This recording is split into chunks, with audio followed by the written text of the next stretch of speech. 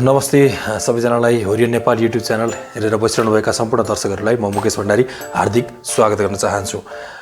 हामी आज तपाईहरु सामु एउटा एकदमै सिम्पल तरिकाले चाहिँ कसरी हाम्रो होरियनको बोर्डमा हामी गुगल मिट जोइन गर्न सक्छौं अर्थात् न्यू मिटिङ क्रिएट गर्न सक्छौं त्यो देखाउन गइरहेको छु।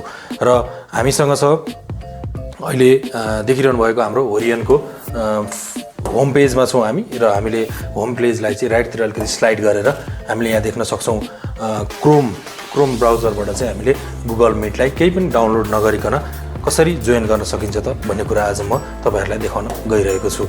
क्रोम हामीले जस्ट क्रोम ओपन गर्यौं र हामीले यसमा मिट भनेर हामीले राख्यौं भने हामी गुगल मिटमा जान सक्छौं र यतिकै हाम्रो यो मिट नखुल्न सक्छ।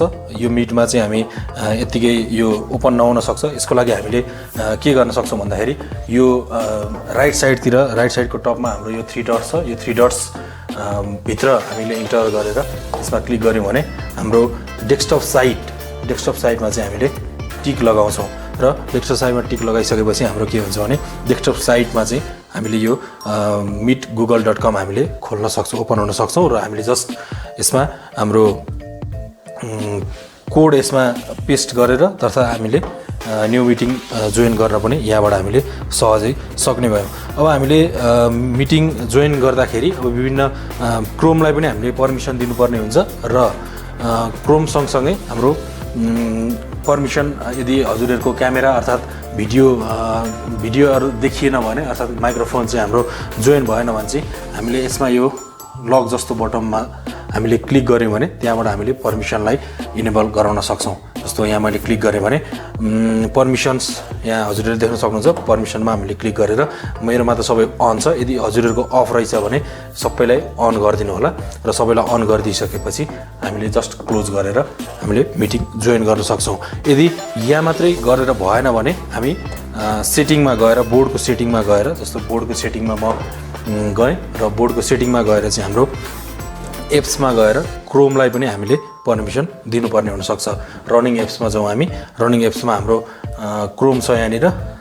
यो क्रोमलाई चाहिँ हामीले साइडमा क्लिक गरेर चाहिँ जस्तो अब क्रोमलाई मैले साइडमा क्लिक गर्छु र क्लिक गरिसकेपछि हामी अलिकति तल आयौँ भने यसमा पर्मिसन छ र पर्मिसनलाई हामीले हेर्न सक्छौं। यो यहाँ भएको पर्मिसन सबै हामीले अन गराइयो भने हाम्रो क्यामेरा र माइक्रोफोन पनि जोडिन्छ र हामीले गुगल मिट हामीले जोइन गर्न सक्छौं एकदमै सजिलो तरिकाबाट र हामीले अनलाइन क्लासहरु सञ्चालन गर्न सक्छौं।